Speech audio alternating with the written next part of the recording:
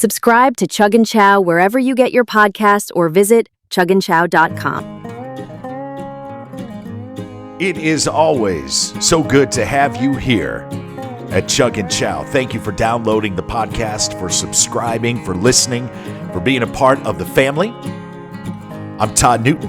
This is the podcast based on my book, Chug Chow, the Tattoo Traveler's 50 favorite dive bars and food joints across America. We take you on a journey to the most wonderfully weird, deliciously divey, and authentically awesome spots that you're not going to find in any mainstream travel guide, I'll tell you that.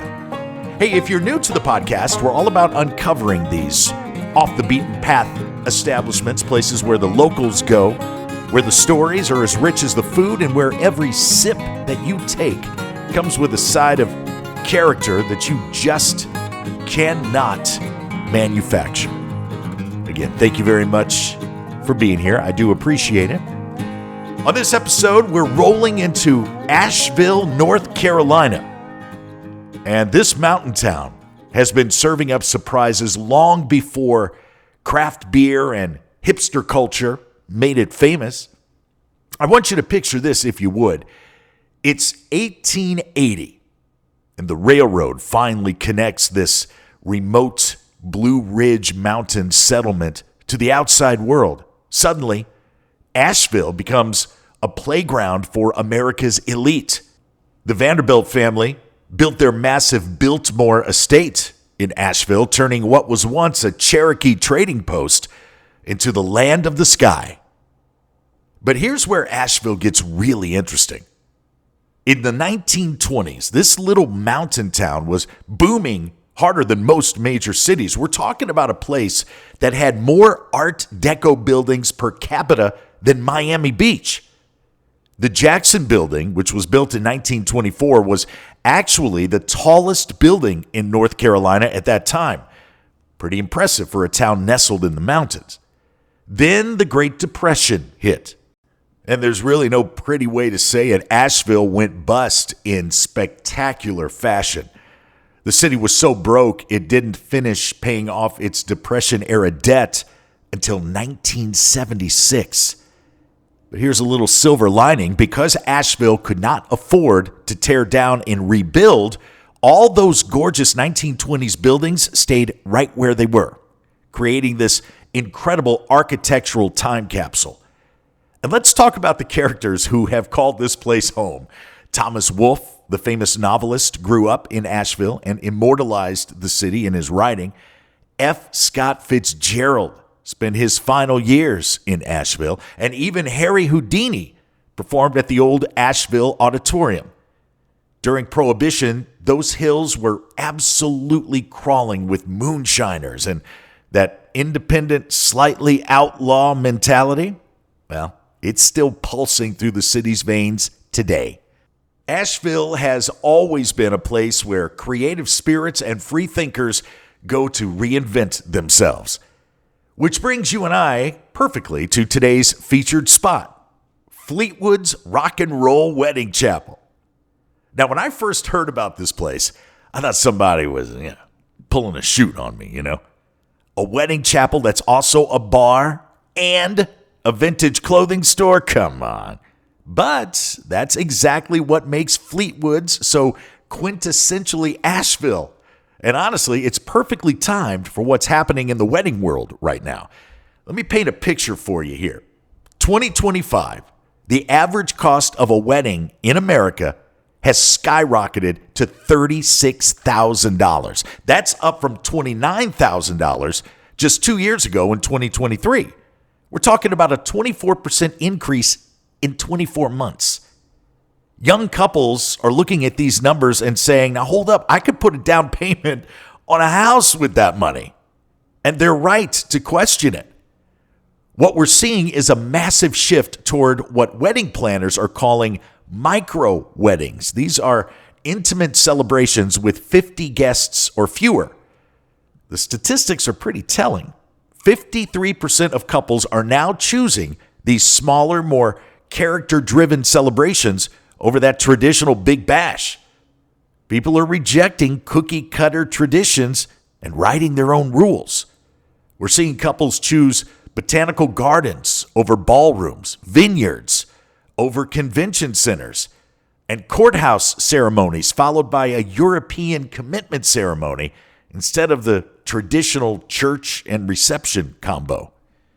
And speaking of churches, there's been a noticeable decline in religious wedding ceremonies, which makes alternative venues like Fleetwood's even more appealing. Modern couples are prioritizing self-expression over social expectations. And they want their wedding day to actually reflect who they are as people, not what their great Aunt Martha thinks is proper. Located in the heart of downtown, Fleetwood's is the brainchild of three folks who looked at the traditional wedding industry and said, you know what this needs? More rock and roll and fewer rules. I'm with them. At Fleetwood's, you can literally get married, grab a drink at the bar, and pick out a vintage leather jacket all under one roof. The chapel itself is decked out in full rock and roll regalia, complete with neon signs, vintage guitars, and an atmosphere that screams, I don't know, Vegas meets the mountains.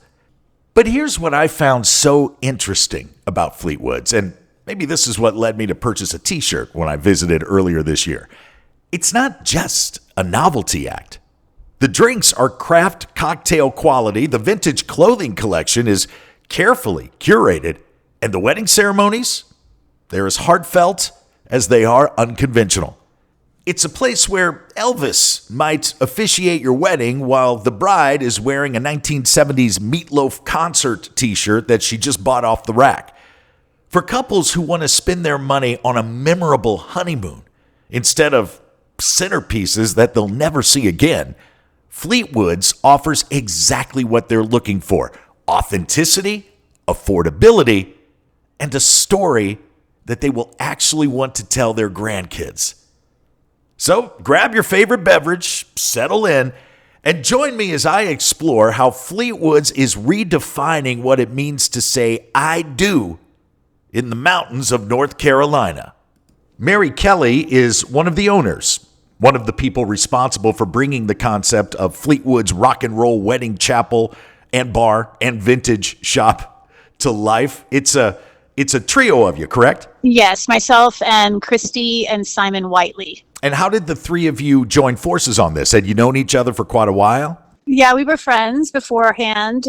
Christy and Simon had an architectural salvage business and collected really cool junk for years and years.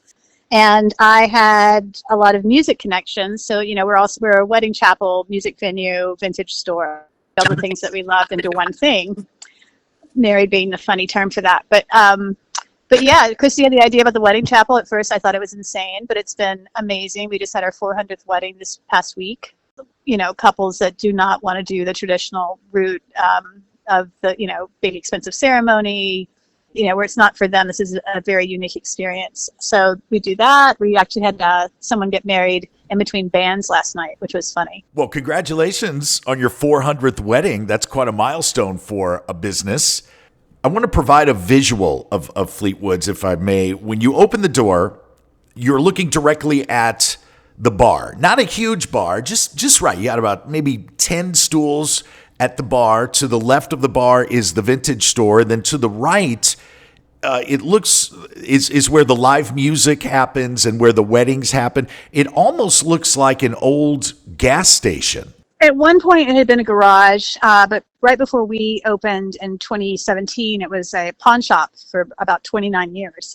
So it was Daggett's Pawn Shop, and when we first opened, people kept trying to pay their bills here, which was really funny, their utility bills and stuff. Still, so we had a lot of remodeling to do, but I think it works. The unfortunate thing is that there's an impending interstate situation, so this might be the last year that we're in this location, unfortunately. Well, so that's not fun. Oh, I'll definitely keep my fingers crossed for you, because you're in the perfect spot for a place like Fleetwood's. You're in the, and I hate the word trendy, but you're in the creative, artsy part of Asheville, North Carolina. Can you describe your neighborhood there? Yeah, we're in West Asheville on Haywood Road, which is really like, the the happening strip, I suppose, for the neighborhood, and in the town. It's kind of like, it's more of where, people that work at bars come to hang out, creative types move. And I would definitely say it's like the cultural hub of Asheville for sure, versus downtown, which is lovely, but very touristy. Yeah. Let me touch on your vintage store just for a second. I don't want that to get lost in the magic of the live music and the weddings and the bar. Thrifting and vintage has seen an incredible resurgence in popularity over the past 10 years or so. It looks like you're not selling junk at your place. It looks like you take the vintage store aspect of Fleetwood's very seriously. Absolutely, yeah. There's sort of like, multiple working parts that make it all one thing. But yeah, we do. It's hand-picked vintage clothing that is, true vintage. So you're not going to find anything like you would see at like the Goodwill or whatever necessarily, like a newer item. It's all like old, and rock and roll leaning. We've had bands come through and like find the perfect leather jacket, which is just another great memory for them and for us too, Right. Of the place. So yeah, we have that. The weddings have been going great. We've been voted number one place to get married multiple times over the Biltmore Estate, which is a huge thing. Yeah. Best place to get married in town is at the former pawn shop turned rock and roll wedding chapel. Yeah. And listen, I'm an old radio guy, big live music fan. I like the big arena shows. I like intimate venues. Fleetwood's is a great place to catch a band. So yeah, we've had bands from all over the world play here, from Japan, from Italy, everywhere. I curate the music here, and so I'm kind of the gatekeeper with music, and it all leans toward sort of like punk rock, rock and roll, sometimes country stuff, but it's all like in our taste. I don't know how to describe that. We definitely all have a very specific taste of what we like, and luckily other people like it too. So we sort of draw the right kind of people here. Well, the music scene in both of the Carolinas is really impressive. And there at Fleetwood's, your stage, you're right up on top of the artists.